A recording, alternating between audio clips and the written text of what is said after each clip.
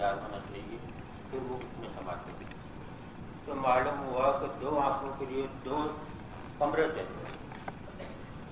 तो उन कमरों में कितनी चीज़ें होंगी, एक आंख के ही तमाम चीज़ें याद नहीं हो सकती। तो अल्लाह ताला की नेमतें कैसे जाने? तो नेमतों में से 2 सबसे बड़ी नेमतें अदा फरमाई, सबसे बड़ी 2 नेमतें अदा फरमाई। एक इंसान का दिमाग और दूसरे इंसान का दिल। एक तड़पता हुआ दिमाग, दूसरा धड़कता हुआ दिल।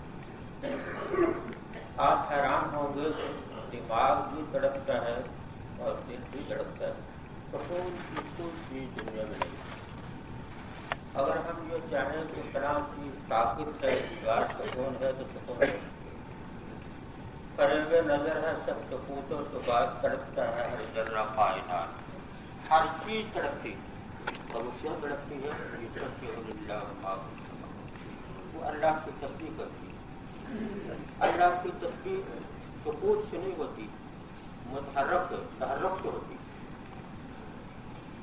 इन 2 नेमतों में से जो मैंने खर्च किए, एक दिमाग और दूसरे दिल। दिमाग का काम और है, दिल का काम और। दोनों की तहरीर जुदा जुदा, दोनों की तलब जुदा जुदा। जो चीज दिमाग कबूल करता है वो दिल नहीं करता, जो दिल करता है वो दिमाग नहीं करता। दिमाग इल्म का बर्तन है, इल्म का मरकज है, इल्म का महवर है, इल्म का माजन है। हम जब सुबह उठते हैं तो हमारी तरफ होती है उसको क्या हुआ, उसको क्या हुआ, ये हाल कैसे है, वो हाल कैसे है। ये मालूम करना एक तभी जज्बा है इंसान का, तो वो इल्म हासिल करना चाहता है, उसको सुकून नहीं। लेकिन इस्लाम ने हर चीज के दर्जात मुकर्रर किए हैं कि इसको यहीं तक रखो, आगे न बढ़ाओ। इल्म हासिल करना बुरा नहीं है, बहुत अच्छी बात। अल्लाह पाक नबी करीम अलैहिस्सलाम को फरमाया, वक़ुर रब्बि ज़िदनी इल्मा, आप दुआ कीजिए कि मेरे इल्म में ज्यादती होती जाए। उलमा का और तमाम मखलूक का ये इजमा है कि नबी अलैहिस्सलाम के इल्म मुबारक से बढ़कर किसी का इल्म बुजुर्ग तो किस्सा मुख्तसर, ये एक मुख्तसर किस्सा है कि अल्लाह के बाद जितना इल्म हो सकता है वो नबी अलैहिस्सलाम को अता फरमा दिया गया। लेकिन इसके बावजूद भी अल्लाह ताला फरमाते हैं वक़ुर रब्बि ज़िदनी इल्मा, इल्म को ज्यादती करें। मालूम होता है कुछ और उलूम भी है जहाँ तक वो अपने आखिरी दमों तक रिसाई करते ही चले जाते हैं इल्म को करते। और ये दिल मोहब्बत का, जिक्र का बर्तन, दिमाग इल्म का बर्तन और दिल मोहब्बत का और जिक्र का बर्तन। दोनों चीजें होंगी तो इंसान मतवाजन है, सही मायने में इंसान। अगर दोनों में से एक नहीं है तो वो खालिद जुदा इंसान है। यूँ समझ लीजिए तो एक हिस्सा खालिद खत्म हो गया, एक हिस्सा बाकी। हमारा हजरत मुजद्दिद अल-फ़िसानी रहमतुल्लाह अलैह इसको दूसरे अल्फाज में बयान करते हैं, फरमाते हैं वो एक आंख के अंदर, जिसको एक इल्म हासिल हुआ वो एक आंख के अंदर। और वाकई बात सही है, बिल्कुल। इसलिए कि फकत इल्म हो और दिल में जिक्र और मोहब्बत ना हो तो ये फख्र पैदा करता है। इल्म का ये खासा है कि अगर इसके अंदर मोहब्बत ना हो, जिक्र ना हो, ये तकब्बुर पैदा करता है। और इब्तिदाई तकब्बुर भी होता है, इंतहाई तकब्बुर भी होता है। अल्लाह पाक ने यहूद को इल्म अता फरमाया, लेकिन फकत इल्म अता फरमाया। इल्म अता फरमाया तो उन्होंने तकब्बुर करना शुरू कर दिया। कुरान पाक कहता है सअस्रिफ़ु आयात सअस्रिफ़ु लज़ीना आयाति अल्लज़ीना सअस्रिफ़ु अन आयाति अल्लज़ीना यक़्तुलूना अल-अंबिया बिग़ैरि हक़, इस तरह की आयत आती है। उन्होंने अंबिया को कत्ल करना शुरू कर दिया। और इसकी इंतहा जब हुई तो शैतान का जाकर खत्म हो गया। वो इतना नडर हो गया कि अल्लाह के सामने मुकाबले के लिए खड़ा हो गया। यानी फकत इल्म हो, चाहे वो किसी लाइन का भी हो, वो फकत के खाली नहीं है। اگر یہ بات غلط ہوتی تو اہل علم حضرات کو سمجھانے کی ضرورت ہی پیدا نہ ہوتی، اہل علم حضرات کو سمجھانے کی ضرورت ہی پیدا نہ ہوتی۔ علماء تو علماء، پی ایچ ڈی کرنے والے ڈاکٹر حضرات، بڑے بڑے ایم اے بی اے کرنے والے، پی ایچ ڈی کرنے والے، لیکن اس میں نہ نماز ہے، نہ روزہ ہے، نہ زکوٰۃ ہے، نہ حج ہے۔ اور اگر کسی نے نماز پڑھ بھی لی تو پھر وہ عادت ہے، عبادت نہیں۔ وہ نماز پڑھتے بھی ہیں تو عادت کے طور پر پڑھتے ہیں، عبادت کے طور پر نہیں پڑھتے۔ تو علم کا خاصہ تکبر۔ نصارہ کو اللہ تعالیٰ نے سوز عشق دیا، علم نہیں دیا۔ قرآن کہتا ہے نصارہ کو اللہ تعالیٰ نے علم سوز عشق دیا، یعنی ذکر دیا، لیکن علم نہیں دیا۔ تو وہ کیا بن گئے؟ راہب بن گئے، پہاڑوں کے غاروں میں چلے گئے، جس چیز کو پوجنا شروع کر دیا، جس کو ماننا شروع کر دیا، اس کو محبت میں وہ حد سے آگے نکل گئے، اس کو محبت میں وہ حد سے آگے نکل گئے۔ وَالرَّهْبَانِيَّةَ ابْتَدَعُوهَا مَا كَتَبْنَاهَا عَلَيْهِمْ۔ قرآن کہتا ہے کہ وہ راہب بن گئے، ہم نے ان پر یہ چیزیں فرض نہیں کی تھی، لازم نہیں کی تھی، خود اپنے ذمہ نے ڈالوا دی۔ آج ہماری چلتی پھرتی زندگی میں ہمیں بہت سے حضرات ایسے نظر آئیں گے جو اپنے آپ کو اہل اللہ کہتے ہیں، کسی سلسلے سے وابستہ ہیں، اور شاید ہی میرے علم کے اندر کوئی ایسا شخص آیا ہو 100 میں سے 10 جو کسی نہ کسی کا مرید نہ ہو، لیکن اس کے باوجود بھی ان میں انتہائی کمی، انتہائی ان میں وہ باتیں پائی جاتی ہیں جو اسلام ان کی اجازت نہیں دیتا۔ تو عرض کرنے کا مقصد یہ تھا کہ علم ہو فقط تو وہ تکبر پیدا کرتا ہے، اور اس کو محبت ہو فقط، علم نہ ہو تو وہ راہب بنا دیتا ہے انسان۔ دونوں چیزیں ہوں، دونوں آنکھیں کھلی ہوں تو وہ آدمی حسین ہے، خوبصورت ہے، سب تعریف کرتے ہیں، اور اندر سے اندر ہی ہے، اور ایک آنکھ سے کانا ہی ہے، اس کی اتنی تعریف نہیں ہوتی۔ علم محبت کے اندر توازن پیدا کرتا ہے اور اس کو متوازن رکھتا ہے، یعنی فقط محبت ہوگی تو وہ راہب بن جائے گا، لیکن علم اگر حاصل ہے تو وہ اس کو متوازن رکھتا ہے، اعتدال کر رکھتا ہے کہ کون سی چیز تمہیں کرنی ہے، کون سی نہیں کرنی، کس حد تک تمہیں جانا ہے، کس حد تک تمہیں نہیں جانا۔ اور اس کو محبت سے پورا ہوگا وہ تکبر پیدا کرے گا، لیکن اس کو محبت ہوگی، ذکر ہوگا تو وہ اس میں تکبر نہیں پیدا ہونے دے گا، بلکہ توازن پیدا کرے گا، اس کا سر نیچے کرے گا۔ اس کو محبت ہوگی، ذکر ہوگا تو وہ علم کے اندر توازن پیدا کرے گا، انکساری پیدا کرے گا، اس کو اعتدال پر رکھے گا۔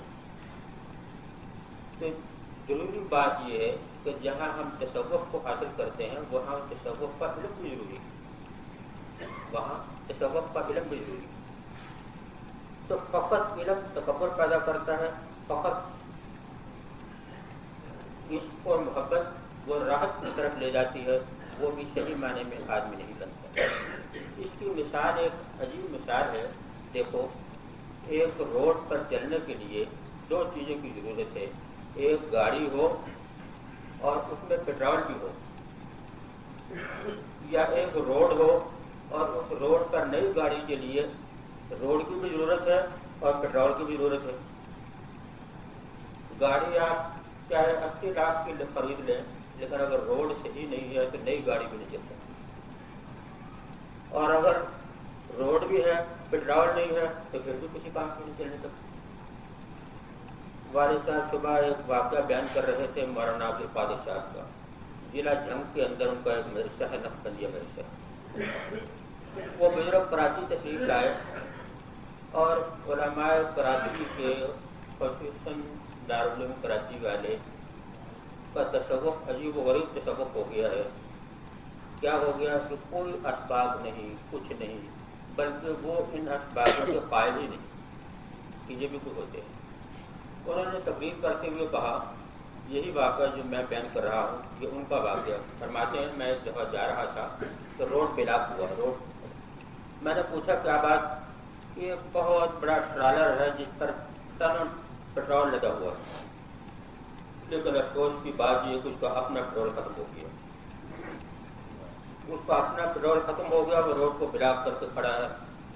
20 بسیں کھڑی ہیں, وہ روڈ پار نہیں ہونے دیتی. وہ کہتے تھے کہ علماء بے عمل کی مثال بھی ایسی ہے. علماء کرام یا وہ پڑھے لکھے حضرات جو تصوف سے کھولے ہیں, ان کی مثال بھی ایسی ہے. ان پر دوسروں منوں تنوں بوجھ لدا ہوا ہے. وہ دوسروں کی فکر میں ہے لیکن اپنی فکر کی بات نہیں. اپنی فکر ان کا اپنا پیٹرول ختم ہے تو کیا کریں گے؟ تو روڈ کے لیے 2 چیز کی ضرورت ہے. علم کی بھی ضرورت ہے. علم ایک رہنمائی ہے, ایک راستہ ہے جس پر آپ کو چلنا ہے اور صحیح سمت پہنچنا ہے. اور اس پہ چلنے کے لیے جو پیٹرول ہے وہ سلوک ہے, وہ تصوف ہے جس کے بغیر چلنا مشکل ہے.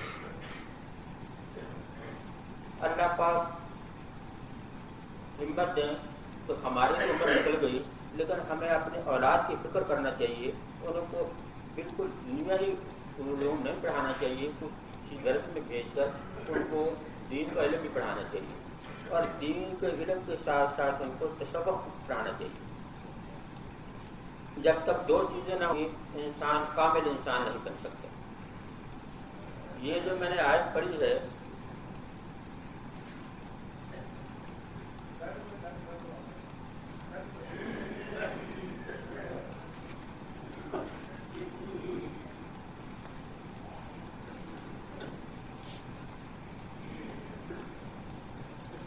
علم بھی ضروری ہے, لیکن علم کے ساتھ ذکر الہی بھی ضروری ہے. اللہ پاک نے قرآن پاک میں ذکر کی اتنی تعریف فرمائی ہے, اتنی ترغیب دی ہے. اور حدیث کے اندر بہت سی آیات ہیں, بہت سی احادیثیں ہیں جن کے اندر ذکر کی ترغیب بیان ہوتی ہے. ذکر کے لیے ایک ابتدا ہے, ایک انتہا ہے, ایک کیفیت ہے اور ایک اس کی حالت ہے. یعنی ذکر کے لیے چند الفاظ کو یاد رکھنا ضروری ہے. ایک ذکر کی ابتدا ہے, ایک ذکر کی انتہا ہے, اور ایک ذکر کی کیفیت ہے, اور ایک ذکر کی حالت ہے. ذکر کی ابتدا یہ ہے کہ اللہ پاک نے فرمایا اذکروا اللہ کثیرا لعلکم تفلحون, تم بہت زیادہ ذکر کرو. اللہ پاک اپنے انبیاء کو نصیحت فرما رہے ہیں کہ دیکھو تم دونوں جاؤ, فرعون کے پاس جاؤ اور اس کو دعوت دو کہ وہ سیدھے راستے پر آ جائے. لیکن ایک بات یاد رکھنا, ولا تنیا فی ذکری, میرے ذکر سے غافل نہیں ہو جانا. آپ سوچیں اللہ پاک نصیحت کرنے والے اور انبیاء کرام کو نصیحت فرما رہے ہیں. ایک ہم اور آپ جیسے جو ہیں ان کو نصیحت اور ہوتی ہے, بچوں کو نصیحت اور ہوتی ہے, بڑوں کو اور ہوتی ہے, بہت بڑے لوگوں کو نصیحت اور ہوتی ہے. اور انبیاء کرام سے بڑھ کر مخلوق میں کوئی ہستی نہیں. ان کو جس چیز کی ترغیب دی جائے, جو حکم کیا جائے, معلوم ہوتا بہت اونچا ہوگا.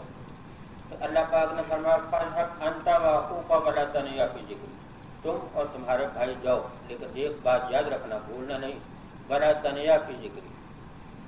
یعنی دونوں بھائی, ایک نہیں کہ ایک ذکر کرے دوسرا چھوڑے, دونوں ولا تنیا ذکری, تم دونوں میرے ذکر سے غافل نہیں ہو جانا. یہ تو ذکر کی ابتدا ہوئی, دعوت تبلیغ کی ابتدا ہوئی. اسی لیے خالی میری دعوت نہیں ہے, بلکہ دعوت کے ساتھ ذکر الہی بھی ضروری ہے. اور یہ بات قرآن پاک سے ثابت ہے کہ اللہ تعالیٰ اپنے انبیاء کو حکم کر رہے ہیں کہ تم دعوت دو لیکن میرے ذکر سے غافل نہیں ہو جانا. اور ایک ذکر کی انتہا ہے. یہ تو ذکر کی ابتدا ہے, جو بچہ بھی ہو, جوان ہو, بوڑھا ہو, سب کو ابتدائی حکم دیا ہے. اور ایک ذکر کی انتہا ہے, وہ یہ اذا لقیتم فئۃ فاثبتوا واذکروا اللہ لعلکم تفلحون. اللہ پاک فرماتے ہیں دیکھو جب تمہارا دشمنوں سے آمنا سامنا ہو جائے, فاثبتوا, ڈٹ جاؤ, پیچھے بھاگنا نہیں. حدیث میں آتا ہے سب سے برا کام وہ ہے کہ میدان جنگ کے اندر پیچھے بھاگنا. سب سے برا کام یہ ہے, پیچھے نہیں بھاگ جاؤ, فاثبتوا, ڈٹ جاؤ. لیکن عین موقع پر واذکروا اللہ لعلکم تفلحون, تم اللہ کا ذکر بہت کرو. کیوں کرو؟ لعلکم تفلحون, کامیابی تمہارے قدر کیوں نہیں. یعنی عین موقع پر آپ ذرا سوچیں, میدان جنگ کا یہاں ہمارا تصور نہیں ہوتا, افغانستان کے اندر یا وہ لوگ جو میدان جنگ کے اندر ہو کر آئے ہیں ان کو معلوم ہے سامنے گولیوں پر گولیاں آ رہی ہیں، بم پر بم پھٹ رہے ہیں، کوئی ادھر لاش تڑپ رہی ہے، ادھر لاش تڑپ رہی ہے، اس وقت ذکر یاد ہوگا؟ اس وقت تو کوئی چیز یاد نہیں ہوتی، بس یہ ہے کوئی دشمن ہے یا مجھے گولی لگے گی یا اس کو گولی لگے گی۔ لیکن این موقع پر بھی اللہ تعالیٰ فرماتے ہیں فَاثْبُتُوا، تم ڈٹ جاؤ، وَاذْكُرُوا اللَّهَ كَثِيرًا لَعَلَّكُمْ، اور تم اللہ کو بہت یاد کرو۔ این بے شک لاشیں تڑپ رہی ہیں، ڈھیر لگ رہے ہیں، گردنیں جڑا ہو رہی ہیں، پاؤں ہاتھ الگ الگ ہو رہے ہیں، لیکن این موقع پر بھی وَاذْكُرُوا اللَّهَ لَعَلَّكُمْ، تم ذکر بہت کرو۔ کیوں؟ لَعَلَّكُمْ تُفْلِحُونَ، پھر تمہاری کامیابی تمہاری قدمی میں، یعنی ابتدا میں ذکر اور زندگی کے اختتام پر بھی ذکر کا حکم۔ جنگ کے میدان میں بچ جانا کوئی یقین تو نہیں ہے کہ میں بچ کے گھر آ جاؤں گا، این موقع پر زندگی کا کوئی پتہ نہیں اس وقت بھی، اور اتنی سخت مصیبت ہوتی ہے جنگ کے اندر، تو جنہوں نے لوگوں نے جنگ کی ہے ان کو معلوم ہے، تو اس وقت بیوی بچے بھی یاد نہیں جاتے، ایسا موقع ہوتا ہے۔ فَاثْبُتُوا وَاذْكُرُوا اللَّهَ لَعَلَّكُمْ تُفْلِحُونَ، تم اس وقت بھی اللہ کو یاد رکھنا۔ اس لیے وہ حضرات جو صرف رات دن تبلیغ ہی کہتے ہیں، میں کہتا ہوں تبلیغ بہت ضروری ہے، بہت اچھا کام ہے، لیکن اس کی ابتدا بھی دیکھو اللہ تعالیٰ کیا کہہ رہے ہیں، اس کی انتہا پر بھی نظر کرو اللہ تعالیٰ کیا فرما رہے ہیں۔ ابتدا ہے فَاذْهَبْ أَنْتَ وَأَخُوكَ وَلَا تَنِيَا فِي ذِكْرِي، فرعون کے پاس تم دونوں جاؤ لیکن میرے ذکر سے غافل نہیں ہونا، میرا ذکر کرتے رہنا۔ اور انتہا ہے فَاثْبُتُوا وَاذْكُرُوا اللَّهَ لَعَلَّكُمْ تُفْلِحُونَ، تم اللہ کا بہت ذکر کرنا، اس وقت تم کامیابی تمہاری قدم کی ملے گی۔ اگر تم ذکر نہیں کرو گے تو تم شکست کھا جاؤ گے۔ این موقع پر بھی جس کا کوئی چیز یاد نہیں ہوتی، اپنی زندگی کی ختم ہونے کا موقع ہے، اس وقت اللہ تعالیٰ فرماتے ہیں اختتام پر بھی ذکر۔ دو چیزیں ہو گئی۔ تیسری چیز یہ ہے کہ ذکر کی کیفیت، ذکر کس طرح کرو، کس حالت میں کرو۔ وَاذْكُرُوا اللَّهَ قِيَامًا وَقُعُودًا وَعَلَىٰ جُنُوبِهِمْ، زندگی میں انسان کی تین حالتیں ہوتی ہیں، یا تو وہ کھڑا ہوگا یا بیٹھا ہوگا یا لیٹا ہوگا، تین حالتیں میں چوتھی حالت ممکن ہے۔ کھڑا ہوگا، بیٹھا ہوگا، لیٹا ہوگا، تو اللہ پاک نے قرآن پاک میں فرمایا تھا تینوں حالتوں میں جو کوئی بھی حالت ہو تم ذکر الہی کرنا۔ اذکروا اللہ یا ایھا الذین آمنوا اذکروا اللہ قیاما وقعودا وعلی جنوبہم، تم کھڑے بھی ذکر کرو، بیٹھے بھی ذکر کرو اور لیٹے بھی ذکر کرو۔ یہاں پر ایک بات اور سوچ لیجیے، وہ حضرات جو کہتے ہیں کہ نماز ذکر الہی ہے، حج ذکر ہے، اور آج کل کے سب سے بڑا جو کام ہے وہ جہاد ہی ہے، سب سے بڑا کام جہاد ہے، لیکن مجھے افسوس ہوتا ہے کہ جہاد بہت اونچا کام ہے۔ نبی علیہ الصلوٰۃ والسلام نے جہاد کے بارے میں فرمایا میرا دل چاہتا ہے میں شہید ہو جاؤں، پھر زندہ ہو جاؤں، پھر شہید ہو جاؤں، پھر زندہ ہو جاؤں، لیکن ایسے موقع پر بھی اللہ تعالیٰ فرماتے ہیں وَاذْكُرُوا اللَّهَ، اللہ کا ذکر۔ تو معلوم ہوتا ہے اس جہاد سے ایک فضیلت ذکر کی اور ہو۔ اگر بجاتے خود جہاد ہے، ذکر ہے، ہم مانتے ہیں، لیکن پھر اس کو ذکر اللہ کو الگ کر کے کیوں بیان فرمایا؟ معلوم ہوتا ہے وہ جہاد کا ذکر جو ہے وہ کچھ اور نوعیت کا ہے، اور نماز جو ہے ذکر الہی یہ کچھ اور نوعیت کی ہے، اور صوفیہ کرام جو ذکر بتاتے ہیں وہ کچھ اور نوعیت کا ہے۔ اس لیے فرمایا یا ایھا الذین آمنوا قیاما وقعودا وعلی جنوبہم، تم کھڑے بھی ذکر کرو، بیٹھے بھی ذکر کرو، لیٹے بھی ذکر کرو۔ برا لیٹ کر نماز کون پڑھے گا؟ سوائے اس کے جو بیمار ہو جائے وہ تو اس کو اجازت ہے کہ لیٹ کر نماز پڑھے۔ جو آدمی تندرست ہے وہ لیٹ کر نماز کیسے پڑھے گا؟ اس کی نماز ہوتی نہیں۔ معلوم ہوتا ہے کہ کھڑے ہو کر بھی، بیٹھ کر بھی، لیٹ کر بھی ذکر کرنا یہ کوئی اور ذکر ہے جس کا ہمیں علم نہیں، جس کا ہمارا علم نہیں۔ اسی لیے فرمایا کہ جو خالی علم ہے وہ تکبر پیدا کرتا ہے، وہ اس طرف آنے نہیں دیتا کہ وہ کیا چیز ہے، کون سا ذکر۔ وہ یہی ذکر ہے جس کو قرآن پاک کہتا ہے تم کھڑے ہو کر بھی ذکر کرو، بیٹھے بھی ذکر کرو، لیٹے بھی ذکر کرو، یعنی ہمہ وقت ہر حالت میں ذکر کرو۔ ذکر کی ابتدا بھی ہو گئی، ذکر کی انتہا بھی ہو گئی، اور ذکر کی کیفیت بھی ہو گئی، ایک ذکر کی حالت۔ اب چوتھی بات یہ ہے کہ ذکر کی حالت وہ یہ تو تم اتنا ذکر کرو، اتنا ذکر کرو حتیٰ یقال مجنون، تو دنیا والے تمہیں مجنون کرنے لگے۔ ظاہر بات ہے ہم سارے ہی مسجد میں بیٹھے ہوئے ہیں، شاید چند حضرات کے سب کی نفی نہیں کرتا، لیکن ہمیں کوئی دیوانہ نہیں کہتا. اور میں سمجھتا ہوں اگر کوئی ہمیں دیوانہ کہے نا کہ تم پاگل ہو یا دیوانہ ہو، تو ہم بجائے اس کے تو خوشی محسوس کریں، ہم لڑنے کو تیار ہو جائیں گے. بھائی ہم تو اچھے بنے، ہم تو پاگل نہیں کرتے. معلوم ہوتا ہمارا وہ کام ہی نہیں ہے جو ہمیں دیوانے کہنے کے لائق ہے. دیوانہ اسی کو کہا جاتا ہے جو رات دن اس کے قول سے، فعل سے، زبان سے، آنکھ سے ایک ہی ایک بات نکلے. جس طرح مجنون کی حالت ہے، وہ ہر وقت لیلا کو گیت گاتا ہے، کھڑا ہے، کھاتا ہے، پیتا ہے. تم کس لیے کھانا کھا رہے ہو؟ میں لیلا کے ساتھ کھانا کھا رہا ہوں. ارے لیلا کہاں بیٹھی ہے؟ تو کہاں؟ وہ روٹی کھا رہا ہے تو کہتا کہ میں لیلا کے ساتھ کھانا کھا رہا ہوں. وہ دیواروں کو چومتا پھرتا ہے. کیوں؟ اس لیے اس گلی کے اندر لیلا گزری تھی، میں دیواروں کو چومتا ہوں. وہ اگر لباس پہنتا ہے تو کبھی کبھی وہ جنانا لباس پہن لیتا ہے، لوگ کہتے ہیں تو پاگل ہے، تو مرد ہے، مردوں جیسے لباس پہن. اس بات کی پرواہ نہیں ہے. میری لیلا کو یہ لباس پسند تھا، اس نے کہنا میں بھی پہن لیجیے. اس ساری کیفیت کو دیکھنے کے بعد لوگوں نے کہا مجنون. اس ساری کیفیت کو دیکھنے کے بعد پھر لوگوں نے کہا کہ یہ مجنون ہے. اسی طرح اللہ پاک فرماتے ہیں حضور اکرم صلی اللہ علیہ وسلم کی زبانی میں کہ تم ذکر الہی اتنا کرو کہ حتیٰ یقال مجنون کی دنیا والے تمہیں مجنون کرنے لگے. اور اسی مجنون کی ایک اور کیفیت حدیث میں آتی ہے کہ نماز جماعت میں بعض ایسے حضرات بھی ہوتے ہیں جو پچھلی صف میں کھڑے ہوتے ہیں، پراگندہ بال ہوتے ہیں، لباس سے اپنی پرواہ نہیں ہوتی. خدا کی قسم اگر اللہ پر وہ قسم کھانے کے اللہ کی قسم کو ان کی حالت ایسی ہوتی ہے کہ دیکھنے والے ان کو سلام تک پسند نہیں کرتے کہ یہ کیا ہے، دیوانہ مجنون ہے، اس کو ہوتے ہیں. اور وہ پیچھے صف میں کھڑے ہوتے ہیں اپنی حالت کے اعتبار سے. یہاں سے مجھے ایک اور بات کہنی ہے، شاید کسی کو بری نہ لگے. وہ یہ کہ اللہ پاک کے دربار سے بڑھ کر کوئی دربار نہیں، لیکن صرف بات اتنی ہے کہ ہماری آنکھیں ہوں تو ہم دیکھیں کہ یہ دربار واقعی اللہ کا دربار ہے یا کسی صاحب شیخ کا دربار ہے. میں کہتا ہوں صاحب شیخ کا دربار نہیں ہے، یہ اللہ کا دربار ہے. مسجد اللہ کا گھر ہے، مسجد اللہ کا گھر ہے. ہم اللہ کے دربار میں بیٹھے ہیں. اور اللہ پاک کی ذات کون ہے؟ هو الاول والآخر والظاہر والباطن. وہ ظاہر بھی ہے، باطن بھی ہے. تم کہتے ہو پوشیدہ کا اللہ تعالیٰ خود فرماتے ہیں میں ظاہر ہوں. اللہ تعالیٰ تو خود فرماتے ہیں هو الاول والآخر والظاہر والباطن. میں ظاہر بھی ہوں، میں باطن بھی ہوں. جب اللہ اپنے کو خود فرماتے ہیں میں ظاہر ہوں تو اس کو باطن کون کر سکتا ہے؟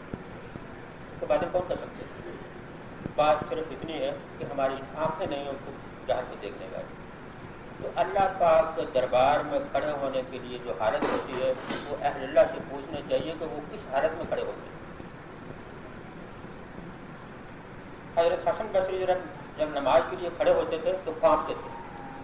میں کس کے دربار میں کھڑا ہوں؟ جب وہ اللہ اکبر کہتے تو ڈرتے. اللہ اکبر ساری کل کائنات سے بڑھ کر اللہ اکبر، ان کی ذات میں کس کے سامنے کھڑا ہوں. لیکن ہماری کچھ حالت ایسی ہے کہ جن حضرات کے منہ پر اللہ تعالیٰ نے داڑھی عطا فرمائی ہے، سنت نبی پر پابند ہیں، وہ بہت اچھے لوگ ہیں، وہ اپنی سادگی کے اعتبار سے یا اپنی لا علمی کے اعتبار سے جہاں جہاں جگہ ملتی ہے وہ کھڑے ہو جاتے ہیں. جہاں جگہ ملتی ہے نماز میں وہ کھڑے ہو جاتے ہیں، اور بڑی اچھی بات ہے. لیکن جن حضرات کے منہ پر داڑھی نہیں آتی وہ سلامتے ہوئے صفوں کو کاٹتے ہوئے امام صاحب کے پیچھے آگے کھڑے ہوتے ہیں.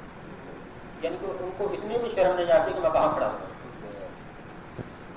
حالانکہ ان کو اپنی شرم کے بارے میں ڈر جانا چاہیے تھا، تو خوف آنا چاہیے تھا کہ میں کیا ہوں، میں کہاں. میں تو اس لائق بھی نہیں کہ اللہ کے دربار میں مجھے پیش بھی کر دیا جائے. میں تو اس لائق بھی نہیں کہ اللہ کے دربار میں مجھے پیش بھی کر دیا جائے. میں اللہ کے دربار میں آنے کا بھی حل نہیں.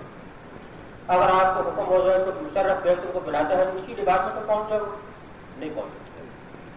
باقاعدہ آداب معلوم کرو گے کہ اس کی جانے کے آداب کیا ہیں، اس کو ملنے کے آداب کیا ہیں، گفتگو کے آداب کیا ہیں. اس کے سامنے کھڑے کس طرح ہو جاتے ہیں، نظر ایک طرف ہو دوسری طرف ہو، وہ کون سا لباس پسند کرتا ہے، سب باتیں ہمیں معلوم کرتے ہیں.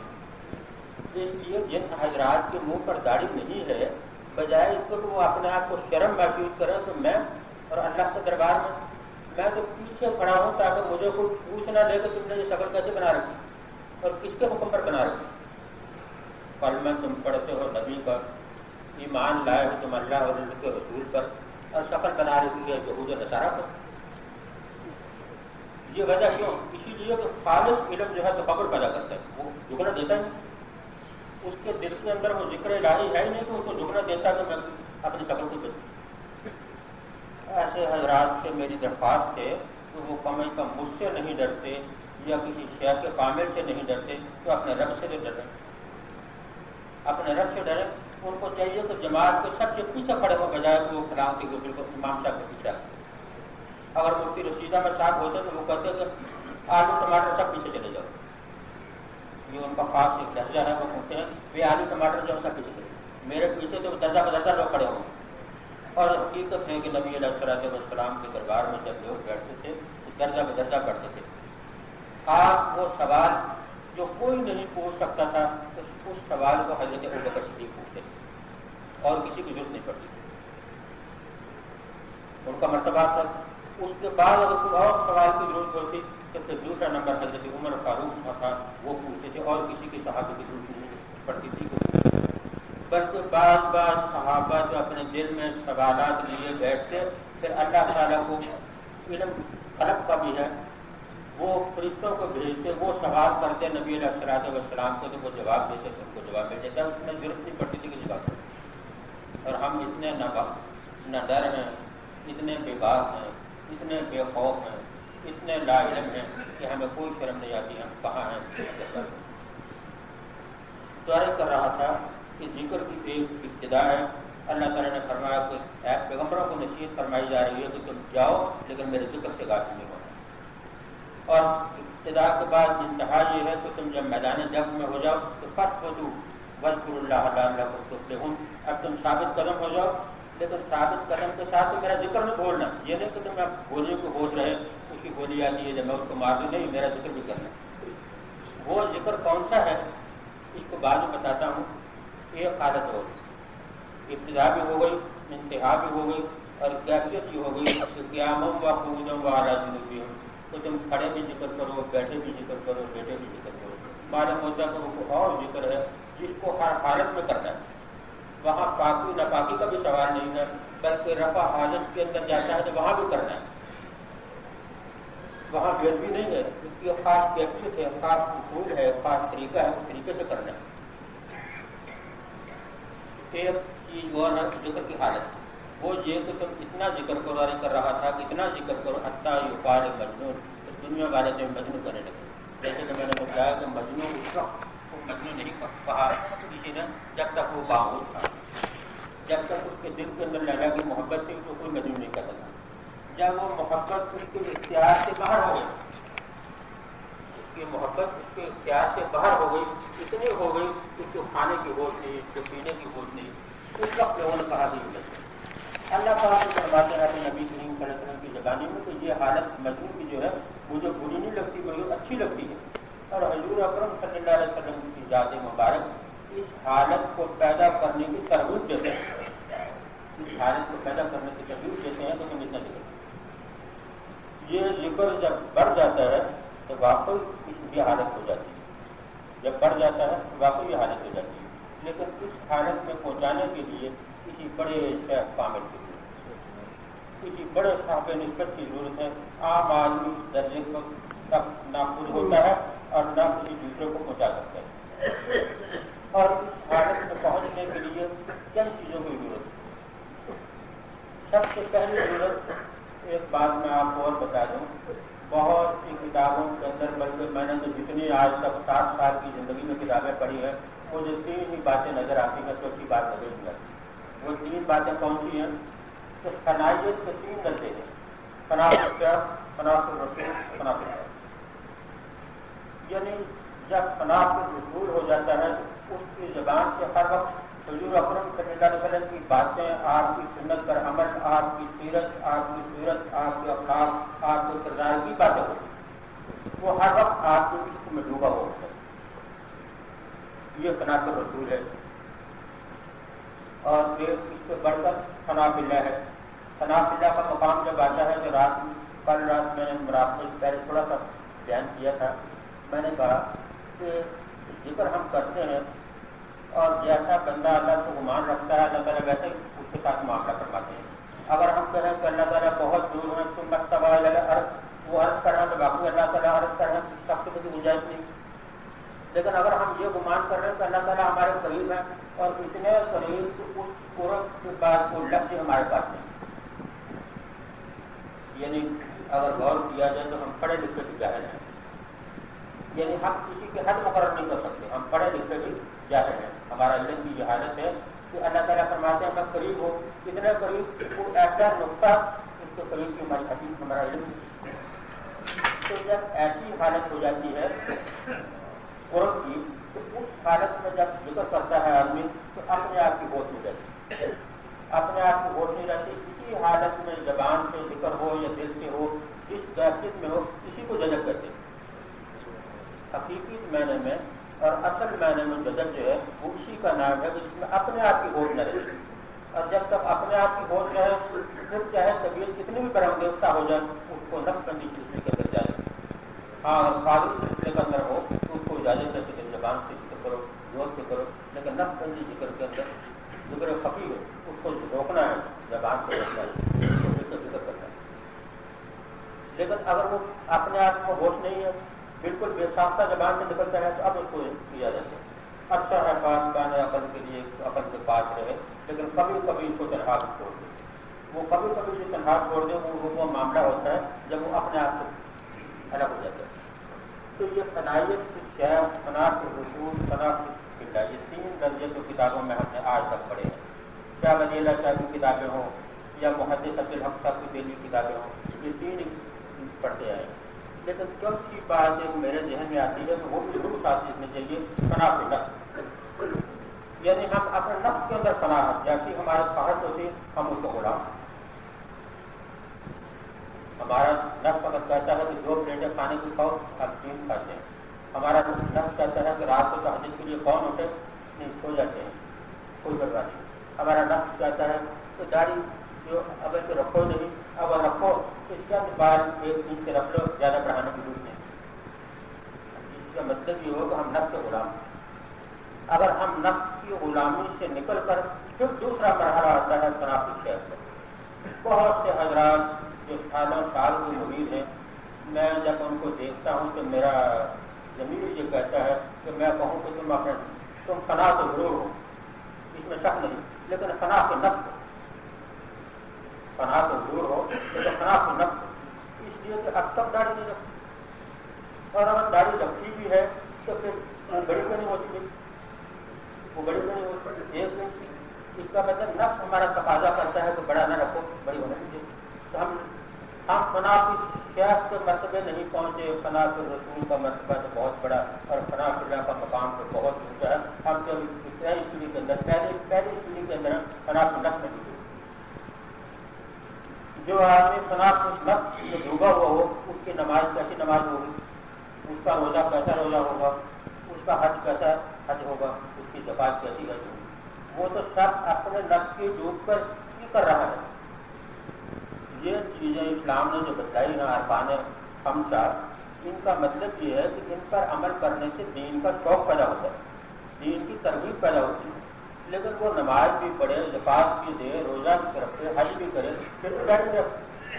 اس کا مطلب یہ ہے کہ وہ احکام تو وہ دوسرے شریعت کے مقام، اور جب اپنے ذات پر معاملہ آتا ہے تو وہ فناء فی النفس میں رکو. تو عرض کر رہا تھا کہ یہ چیزیں اس وقت حاصل ہوتی ہیں جب کسی شیخ کے کامل کے ہاتھ میں ہاتھ دیے جائیں، پھر ان کے طریقے میں بتائے ہوئے طریقے میں عمل بھی کیا جائے. یہ نہیں کہ خالی بیٹھ ہو گئے، سال بھر کے بعد آ گئے اور نذرانہ پیش کر دیا حضرت دعا کریں، جیسے کہ حضرت پر فرمایا کہ والد صاحب کی ایک دعا کرنا ہوتا ہے، ایک دعا لینا ہوتا ہے. دراصل یہ مولوی صاحب غلام قادر صاحب تقریر کر رہے تھے، وہ فرماتے کہ ایک دعا ہے پڑھنا، ایک ہے دعا مانگنا، ایک ہے دعا کرانا، ایک ہے دعا لینا. یعنی 4 باتیں. ہم لوگ دعا پڑھتے ہیں، کسی کو بتا گئی کہ میری مشکلات ہے، فلاں دعا پڑھ لینا، پھر تمہیں مقدمہ ہے، فلاں دعا پڑھ لینا. یہ جو ہے دعا پڑھنا. جیسے کوئی بچہ استاد کو سبق سناتا ہے، پڑھ دیا سبق، ہاں جی پڑھ دیا، یہ دعا پڑھنا. اس طرح دعا قبول نہیں ہوتی. دعا مانگنے سے قبول ہوتی ہے، دعا پڑھنے سے قبول نہیں ہوتی، دعا مانگنے سے قبول ہوتی ہے. اور مانگنا یہ ہوتا ہے کہ سراپا کی توجہ اللہ تعالیٰ کی طرف کرتے ہیں، وہ سر سے پاؤں تک، ظاہر سے باطن تک ساری اس کی توجہ اللہ کے دربار میں ہو جائے، پھر وہ ہے دعا مانگنا۔ دیکھو فقیر دروازے پر آتا ہے تو کیسی کیسی وہ آجا نکالتا ہے، کبھی وہ کسی بہانے کچھ بولتا ہے، کبھی کچھ بولتا ہے، کبھی کچھ بولتا ہے، وہ اس کا سارا نظر مالک کے مکان پر ہوتی ہے، کسی طرح جو خوش ہو جائے مجھے کیا کرتی ہے۔ جب 1 روپیہ مانگنے کے لیے فقیر کو ایسی حالت بنانی پڑتی ہے تو ہم تو اللہ کے فقیر ہیں اور اللہ سے اللہ کو مانگ رہے ہیں۔ ہمارا جو مطلب ہے وہ تو بہت اونچا ہے، ہم تو اللہ سے اللہ ہی کو مانگ رہے ہیں۔ جو آدمی اللہ سے اللہ کو مانگ رہے اس کو بڑا کیا کچھ نہیں کرنا چاہیے۔ تو دعا پڑھنے سے قبول نہیں ہوتی، دعا مانگنے سے قبول ہوتی ہے۔ اور دوسرا یہ کہ دعا کرانے سے نہیں ہوتی، دعا لینے سے ہوتی ہے۔ دعا کرانا کیا ہے، لینا کیا ہے، صبح ہمارے صاحب نے بتا دیا کہ دعا کرانا یہ ہے، دعا لینا یہ ہے۔ میں ایک بات کا بیان کرنے کے بعد ختم کرتا ہوں۔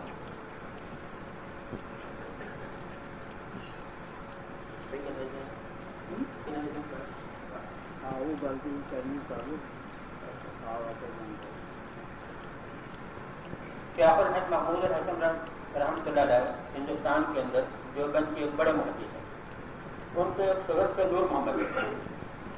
نور محمد فیض آباد میں رہتے تھے۔ فیض آباد میں نور مولانا شیخ الحق محمود الحسن صاحب کی بڑی تعریف کیا کرتے تھے۔ کیوں تعریف کرتے تھے کہ ایک خاص بات کہ نور محمد صاحب حضرت شیخ الحق اپنے گھر سے جہاں پڑھانے کے لیے آتے تو اپنی پگڑی سے اس راستے کو صاف کیا کرتے تھے اور چھپ کر کرتے تھے۔ رات کو ایسے وقت میں کرتے تھے دوسرے طالب علم کو پتہ نہ چل جائے، اگر پتہ چل جائے گا تو وہ بات بن جائے گی، اس لیے وہ ایسے وقت میں چھپ کر اپنی پگڑی سے وہ راستہ صاف کرتے تھے کہ کسی طالب کو پتہ نہ چلے۔ ایک دفعہ حضرت محمود الحسن صاحب نے دیکھ لیا اور دعا دی، اللہ پاک نور محمد کو دنیا میں مشہور کر دے، اللہ پاک دنیا میں اس کو شہرت عامہ عطا فرما دے۔ اس کا نتیجہ استاد کی دعا جو آج خود نکلی ہے، کہا نہیں ہے، خود نکلی ہے، اس دعا کا اثر یہ ہوا کہ فیض آباد سے 30 میل دور ان کا گاؤں تھا، 30 میل دور گاؤں میں 300 طالب علم ان کے پاس پڑھتے، 300 میل دور پر 30 میل دور پر 300 طلبا ان کے پاس پڑھتے، اور ایسا علم تھا ان کا کہ مولانا خیر محمد صاحب جلندری دارالمدارس ملتان میں ایک مدرسہ ہے، بڑا مشہور دارالعلوم ہے، اس کے سالانہ جلسے میں فرمایا کرتے تھے کہ اگر سرا جامی، یہ علماء حضرات جانتے ہیں جلسہ میں کتاب پڑھائی جاتی ہے سرا جامی، کہتے تھے اگر سرا جامی کا کوئی بھی نسخہ دنیا میں نہ رہے، سارا ختم ہو جائے تو میں نور محمد سے من ان لکھوا دوں، اس کا حاشیہ بھی، اس کا مطلب بھی سب لکھوا سکتا ہوں اس نے کاغذاری میں۔ استاد کی دعا نے وہ کر دی کہ ان کا اتنا علم ہوا کہ مولانا خیر محمد صاحب جیسے عالم فرماتے ہیں کہ میں سارا جامع کو پوری کی پوری نور محمد سے لکھا کرتا ہوں، اور اللہ تعالیٰ نے فیض بھی ایسا عطا فرمایا کہ حضرت کے بہت سے شاگرد جیسے 3 سے طالب علم پڑھتے تھے، لیکن 2 شاگرد آپ کو نمایاں ہوئی، ایک عبداللہ درخواستی ہمارے شیخ الحدیث، ہم نے ان کی بخاری پڑھی ہے، ایک عبداللہ درخواستی رحمۃ اللہ علیہ، اور دوسرے عبداللہ بہلوی۔ عبداللہ بہلوی فیض آباد والے بڑے مشہور و معروف بزرگ ہیں، دونوں ان کے، دونوں کا نام عبداللہ درخواستی اور عبداللہ بہلوی، دونوں ان کے سبب۔ عبداللہ بہلوی حدیث پڑھاتے، مسند حدیث پر بیٹھتے، جب نور محمد صاحب آتے تو ان کی جوتیاں خود اٹھا کر لاتے، اگر کوئی طالب علم جاتا تو ان کا گرم ہو جاتا کہ نہیں میرے استاد کی جوتیاں تو نہیں اٹھانا، میرے استاد کی جوتیاں تو میں خود نہیں اٹھانا۔ حضرت مجدد الفسانی رحمۃ اللہ علیہ کے ایک شاگرد تھے بنگال میں، جب ان کو خلافت کا وقت آیا تو کہا، ان کا نام تو مجھے یاد نہیں، کہا آؤ ان کو اجازت دیں، فرمایا حضرت اجازت آپ کیا دے گا کہ دستار دوں گا۔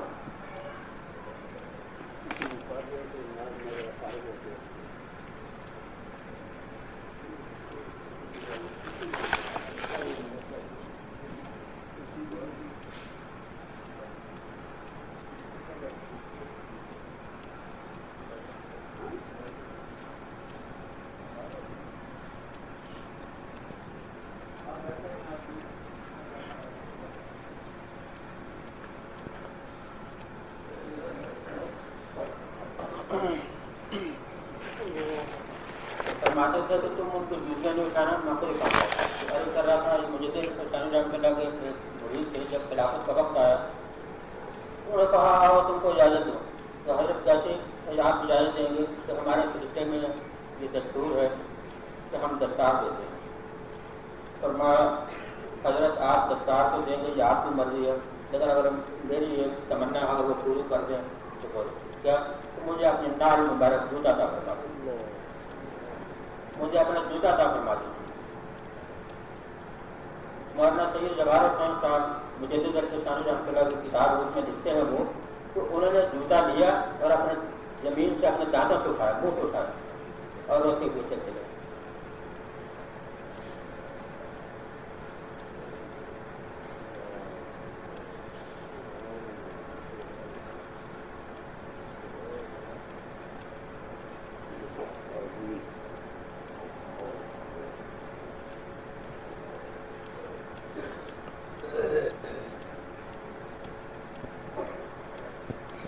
کافی دور جانے کے بعد پھر ان کو دانتوں سے اٹھایا اور اپنی پگڑی پر باندھا اور پگڑی پر اوپر نمایاں کیا تاکہ یہ نظر آیا اللہ تعالیٰ کو کہ میں ایک نظروں کی دستار لے کر آیا.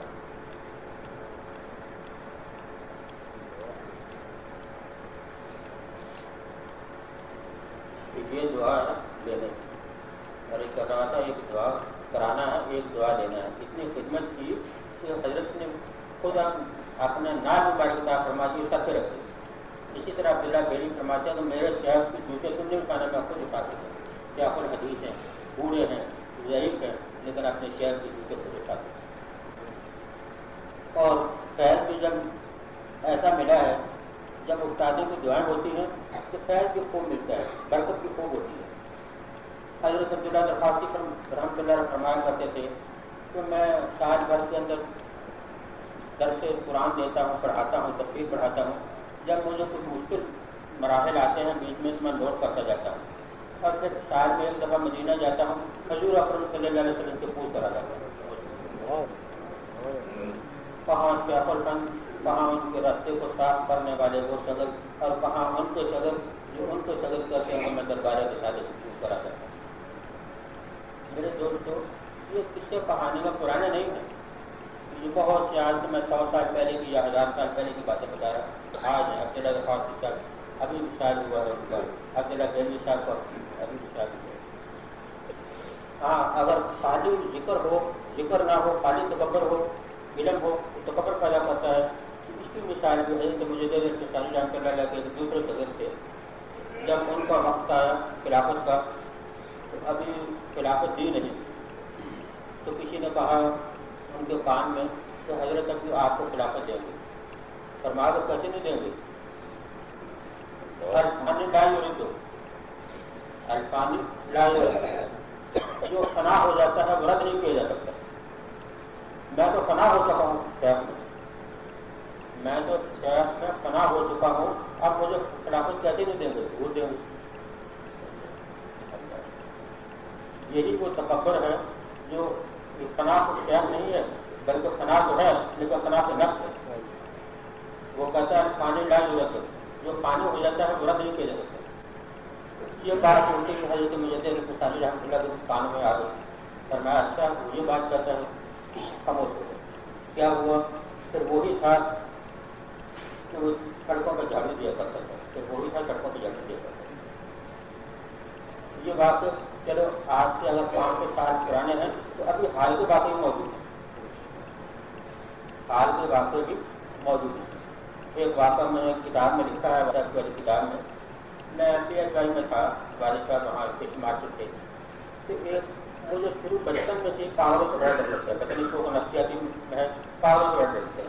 اس لیے ڈر لگتا ہے کہ کوئی باہوش آدمی ہوگا تو اس کو جو آدمی سمجھائے گا ان پاگلوں کو ہوش نہیں آئے گی. یہاں بھی ایک پاگل تھا جس نے والد صاحب کو ہل مار دی. کہتے ہیں وہ پاگل تھا، اب پتہ نہیں پاگل ہے صحیح میں نے جب ایسے کسی سے جاگ ہوتا. بہرحال ایک آدمی آ گیا، اب اسٹیشن پر کوئی آدمی تھا شاید 3-4 آدمی، وہ آیا اور پورا کرکٹ کے ڈھیروں میں وہ کی کپڑے اور گھسڑیاں اور پیچھے یہ وہ کٹے کر رہا. میں باہر نکلا جیسے ہی مجھے بڑا ڈر لگنے لگا. میں نے کہا ابا جی یہ کون سا آدمی آ گیا, یہ پاگل ہے, کوئی گاڑی پہ آ جی پڑھا دینا, نہیں تو ہم کو مارے گا. تو میں آپ نہیں مارتے, آپ نہیں مارتے, آپ نہیں مارتے, تو نہیں آپ یہ مارتے. میں نے بھی نہیں پوچھا جی کو نہیں مارتا. اور کوئی سال کے بعد جب ہوش آئی میں نے پوچھا کیا آپ ہمارے گھر نہیں مارتا, تو یہ وہی تھا جس نے 25,000 روپये ہمارے خالی ہوئے. نوبان میں تھے, سفر کے اندر کوئی زمین لینے کا معاملہ تھا, لوگوں نے پیسے جمع کرائے والد صاحب کے پاس. والد صاحب وہاں گئے, ایک آدمی تھا, اچھا خاصا دیندار آدمی تھا, دکان تھی, اس کے پاس ہمارے رکھوا دی. وہ ہمیں وغیرہ دین نہیں, آپ نے دین لکھائی پڑھائی بزرگ بھی ایسے سادہ ہوتے ہیں, کوئی لکھائی پڑھائی کرا رہا, لکھائی پڑھائی کی نہیں, وہ مغل جیسا. وہ واقعہ کب ہوا مجھے علم نہیں, لیکن میں نے اس وقت دیکھا تھا کہ MPSI میں آ کے پڑھا کر. میرے دوستوں اور بزرگوں کہ تصوف ایک معمولی چیز نہیں ہے, بہت اونچی چیز ہے. اور اسی طرح ہے وجہ و ظاہرہ نعمت و باطنہ. اللہ پاک نے قرآن پاک میں دو شعبے مقرر کیے ہیں, ظاہر کے بھی اور باطن کے بھی. جتنا ہم ظاہر پر زور لگاتے ہیں اتنا ہی ہمیں باطن پر زور لگانا چاہیے, بلکہ اس سے بڑھ کر محنت کرنی چاہیے. اس لیے کہ ظاہر کی چیزیں ہمیں معلوم, ایک آدمی بد نظری کرتا ہے معلوم ہے, ایک آدمی جھوٹ بولتا ہے ہمیں معلوم ہے, ایک آدمی چوری کرتا ہے معلوم ہے, ایک آدمی داڑھی منڈاتا ہے معلوم ہے, ایک آدمی نماز نہیں پڑھتا ہے معلوم ہے, لیکن ایک آدمی کے اندر دل میں تکبر ہے معلوم نہیں, فخر ہے معلوم نہیں, اس کے اندر غرور ہے معلوم نہیں, اس کے اندر خود شکائی ہے معلوم نہیں. تو جو امراض معلوم نہ ہو ان کا دور کرنا بہت مشکل, ان کا دور کرنا بہت مشکل. اس لیے جو لوگ تصوف کے اندر بحث ہونے کے بعد پھر وہ سمجھتے ہیں کہ بھائی بحث ہو گئے اور سبق لے لیا, ایسی بات. یقین جانو اس وقت دنیا کے اندر جتنی تربیت نفسوں کی سلسلے والے کرتے ہیں کوئی نہیں کرتے, جتنی تربیت نفسوں کی سلسلے والے کرتے ہیں کوئی نہیں کرتا. بلکہ میرے ایک دوست ہیں, وہ قاضی سلسلے کو بیٹھے ہیں, اچھی محنت کرنے والے ہیں, نوجوان ہیں. انہوں نے ان کے شیخ نے ذکر دیا ان کا بھی اس بات کرو. وہ باہمت آدمی ہیں, جوان ہیں, انہوں نے 70-80 دفعہ ایک سمجھ کرنا شروع کر دیا, 70-80 دفعہ. اور یہ 70-80 دفعہ کوئی بڑی بات نہیں ہے, اس لیے تو حضرت صاحب بنے رہتا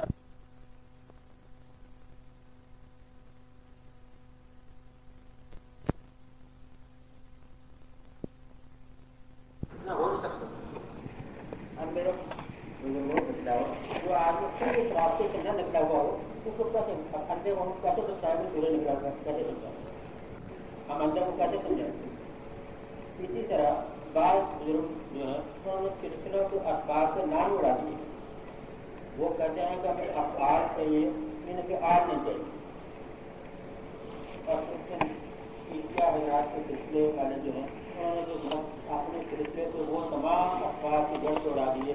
اور کوئی آدمی اگر نظر سے بچ جاتا ہے, سامنے کی تعریف کر لیتا ہے, زبان کی جھوٹ نہیں بولتا, ان کو سب کچھ کی جا رہی ہے, نقصی بھی ہو, قابل بھی ہو.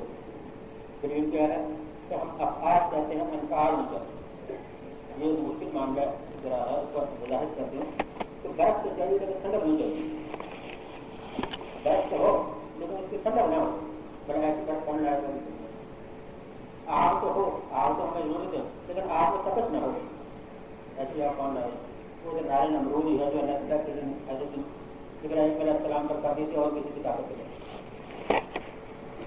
وہ کیسے ہو سکتا ہے کہ انسان نہ ہو, وہ کیسے ہو سکتا ہے کہ ذکر ہو اور اس کے اندر ذکر کی لذت نہ ہو, ذکر ہو اور ذکر کی لذت نہ ہو, ذکر ہو لیکن اس کی دو کیفیتیں دور ہیں, یا تو شوق ہوگا یا خوف ہوگا, یا رفت ہوگی یا حضور و غیب ہوگا, یا انکشاف ہوگا یا انقبال ہوگا, یا انکشاف ہوگا یا انقبال ہوگا. یا طبیعت اتنی گھٹن ہو جائے گی وہ گزارو گزار ہو جائے گی, گزارو گزار ہو, اور یا اتنی انکشاف ہو جائے گی, اتنی خراب ہو جائے گی وہ اختلاف کا بچے گا ہر وقت اٹھی گئے, اس کے پاؤں زمین پر نہیں ملتے. یہ کیسے ہو سکتا ہے کہ گرم بھی ہو اور اس کی ٹھنڈک نہ ہو, اس گرم کا فائدہ کیا ہو. تو اس لیے میں عرض کر رہا ہوں کہ اس وقت دنیا کے اندر آپ ڈھونڈ لیں جتنا نقشبندی سلسلے کی اپنے اسباب کی پابندی ہے اور جس طریقے سے چلاتے ہیں دنیا میں آپ کو کہیں نہیں ملے گا. حفاظت کرنی چاہیے اور جتنا وقت ملے اس کو ضائع نہیں کرنا چاہیے اور ایک ایک لمحہ جو ہے اس کو قیمتی جاننا چاہیے نہ معلوم کہ زندگی میں یہ آئے یا نہ آئے.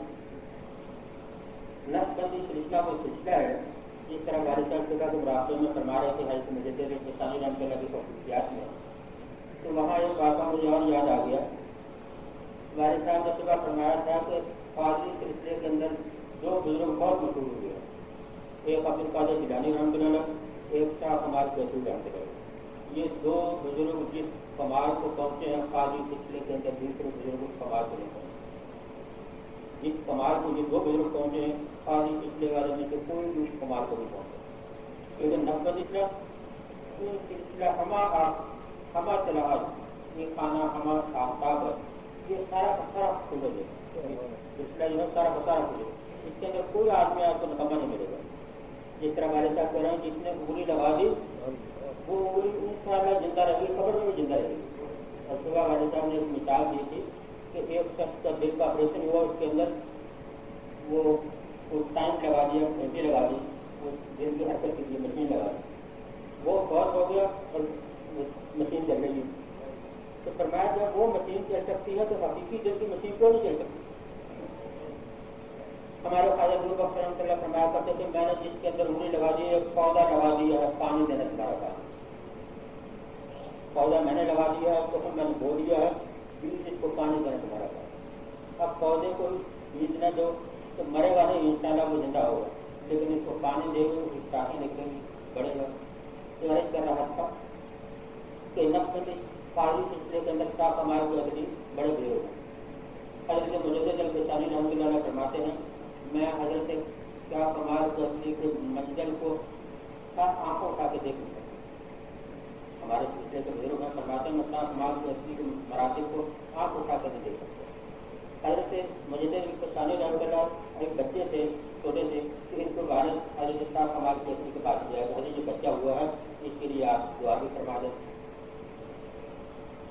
تو روایتوں میں آتا ہے تاریخ لکھتی ہے کہ شاہ کمال قادری رحمۃ اللہ نے اپنی زبان بچے کو منہ میں دے دی. اپنی زبان میں بات کو حضرت مجدد البستانی رحمۃ اللہ کے منہ میں دے دی. وہ بچے سے چوٹنا شروع کر دیے. چوٹتے رہے تو فرمایا بابا بس کرو تھوڑا سا ہمارا جسم بھی باقی رہنا.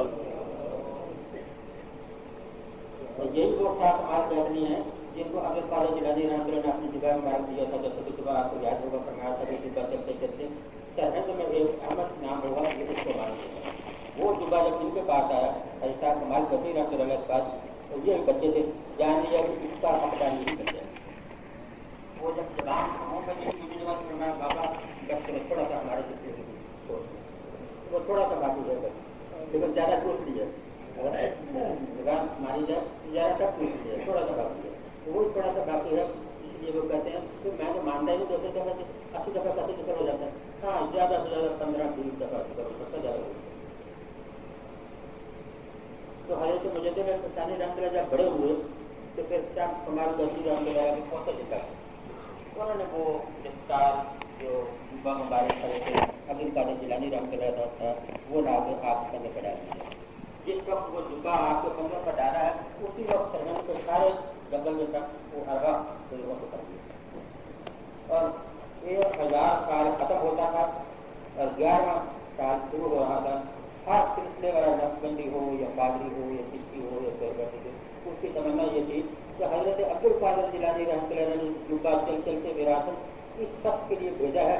یہ جوبہ ان کا ہے ہمارے قاضی سلسلے میں خدمت کریں. جب جوبہ ہم دے رہے ہیں تو ہمارے قاضی سلسلے میں خدمت کریں. کیا کہتے تھے ہمارے کام کریں کہ ان کی آواز آج کیجیے تھے تو ہر بات یہ کہتے تھے ہم بھی کریں. ہر طرح کے بحث و مباحثہ کے بعد جب یہ سلسلہ طے نہ ہوا تو سرکار دو عالم حیات وہ تشریف لے آئے. میرے دوستوں یہ بات آپ کو شاید بڑی عجیب معلوم ہو رہی ہے کہ سرکار دوارے کیسے تشریف لے آئے. مولانا حافظ حکیم رحمۃ اللہ بزرگ ہوئے. مولانا یوسف بنوری جن کا ابھی شہید ہو گئے مولانا یوسف بنوری یوسف بلوانی مولانا یوسف بلوانی شہید ہو گئے کراچی میں. یہ فرماتے ہیں کہ مولانا حافظ حکیم دوسرے شاہ ولی اللہ ہے. ایک شاہ ولی اللہ ہندوستان میں ہے دوسرے شاہ ولی اللہ یہ ہے. اتنے پائے تو بزرگ ہیں تو شاہ نیلا کے مقابلے میں حاصل سکتی ہے. حاصل سکتی ہم کے حجروں کے اندر باتیں کر رہے تھے اور باہر دروازہ بند تھا. مؤذن گیا دیکھا تو کوئی کسی کی ضرورت ہے, اندر کوئی آدمی ہے تو معلوم ہوتا دروازہ بند کے بات کر رہے ہیں. پھر آ گیا, پھر گیا, پھر باتیں کر رہے ہیں, پھر آیا, پھر باتیں ہو رہی. تیسری دفعہ گیا, دروازہ کھلا ہوا تو آج گیا اندر کوئی پوچھا حضرت آپ کے ساتھ دوسرا کون باتیں کر رہا تھا؟ تو حضور اکرم صلی اللہ علیہ وسلم سے ٹھیک لائے تو ان سے باتیں کر رہا ہوں. یعنی شاہ ولی اللہ صاحب کے دوسرے شاہ ولی اللہ صاحب میں حاصل فقیر جو ہے وہ حضور اکرم صلی اللہ علیہ وسلم سے خاص باتیں کر رہے تھے. اس حجرے کا نام آج کے حجرہ حضوری بن گیا. اگر کوئی کسی کا پسند جانا ہو تو جیسے حجرہ حضوری وہ لکھتے ہیں. بات کیا کر رہا تھا سارے ہاں سارے جنگل گئے تھے. وہ جو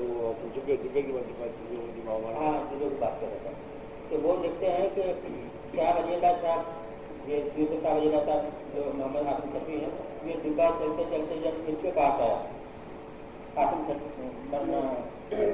شاہ کمال کرتی کے پوتے کے پاس تو وہ پوتے جو ہیں انہوں نے جب حضرت مجھے سانجام کے لگے اوپر ڈال دیا تو اسی وقت جنگل سے بن گیا. جو فیصلہ نہیں ہو رہا تھا کہ حضور اکرم صلی اللہ علیہ وسلم سے سیکھ گیا ہے بات جہاں چلی تھی تو حضور اکرم صلی اللہ علیہ وسلم سے سیکھ گیا ہے.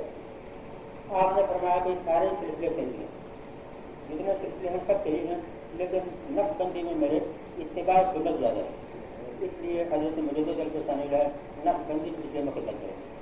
چنانچہ آپ کو سب سلاسل کے شیخوں کا سارا پیغام جب سینے میں بند ہو گیا اس کے باوجود بھی آدمی کس طرح کرتے اور فرماتے ہیں اللہ پاک نے قیامت تک میرے مریدین میں جتنے بھی مرید ہوں گے ساروں کی صرف میرے سامنے رکھ دی ہے. ان کا نام ان کے ماں باپ کا نام لکھا ہوا ہے. اگر میں چاہوں تو قیامت تک سب کا نام بتا سکتا ہوں کہ فلاں میرے سلسلے میں داخل ہوگا فلاں. اور ایک دفعہ یہ فرماتے ہیں کہ قیامت کا منصب میرے خاندان میں رہے گا. فرماتے ہیں قیامت ایک مقام ہے جس طرح گلی ہے, ابدال ہے, غوث ہے, ایک قیامت کا بھی مقام ہے. فرماتے ہیں وہ قیامت کا مقام جو ہے مرتبہ جو ہے وہ میرے خاندان میں رہے گا. میں نے ایک دفعہ والد صاحب سے پوچھا, میں نے کہا حضرت مجدد الفسانی جان کے فرماتے ہیں میرے خاندان میں رہے گا تو خاندان والے تو افراد فرمایا جو بھی ان کے مرید ہیں سب خاندان, جو بھی ان کے مرید ہیں خاندان. میرے دوست بزرگوں اتنا بڑا شخص اور اتنا بڑا منظر جس کو حاصل ہو جائے وہ اس کے لیے پکڑ نہیں ہے کہ قیامت کے مرتبے کے لیے خاص آدمی کسی کو دینا ہے. جو محنت کرے گا اس کو ملے گا, جو محنت کرے گا اس کو ملے گا. ایسے مجدد الفسانی رحمۃ اللہ علیہ کہ جن کے سلسلے کے اندر آدمی آ جائے. فرماتے میں قبرستان میں گیا, وہاں نماز پڑھی تو 50 میل قبرستان کے اندر پھیلا ہوا, 50 میں حیران ہوں کہ اس شکونیوں نے اسباب تیار کیے. اس سے پہلے بھی آ رہے تھے لیکن حضرت مجدد الفسانی رحمۃ اللہ نے اس اسباب اور جو حقائق ہیں وہ آپ کو اس سلسلے کو شروع کیا. حقائق سے پہلے نہیں تھے, حقائق آپ پر کھلے ہیں. وہ سارے بات ہیں, مراقبات ہیں جو پہلے تھے. حقائق کے اسباب جو ہیں وہ حضرت مجدد الفسانی رحمۃ اللہ کھلے ہیں, لیکن حقائق کے اسباب دوسروں سے شروع نہیں. آپ کسی سلسلے میں پرانی سے پہلے کتاب اٹھا کے دیکھیں, اس میں حقائق کے اسباب نہیں. ایسے حقائق کے اسباب تک پہنچنے کے لیے محنت کی گئی. اور پھر ایک بات میں اور ایک کروں کہ ایسے کامل ہو اور آدمی محنت کرنے والا ہو تو کوئی مشکل بات نہیں ہے, بلکہ اسباب میں کہتا ہوں کہ شاید نہیں دیتے ادھر سے سبق آتے. کچھ دن ہو گئے, ایک فقیر نام میں نہیں لینا چاہتا, وہ مراقبہ کر رہے تھے تو حضور اکرم صلی اللہ علیہ وسلم نے فرمایا کہ تم دائرہ ابراہیم کا مراقبہ کرو, حقیقت ابراہیم کو مراقبہ کرو. یعنی سبق تو شاید دیتے ہیں کہ یہ سبق ہے دوسرا سبق, لیکن حضور اکرم صلی اللہ علیہ وسلم سبق دیتے ہیں. فرماتے ہیں تم حقیقت ابراہیم کا سبق کرا. اس کے بعد اس نے اپنے حقیقت ابراہیم کا سبق. ہمارے سلسلے والے دربار سے ایسا تعلق پیدا کرتے ہیں کہ ہمیں ہر مشکل پر رہنمائی ہوتی ہے. والد صاحب اعظم میں تقریر کو ختم کرتا ہوں, جو آخری بات ہوئی وہ بیان کر رہا ہوں ہمارے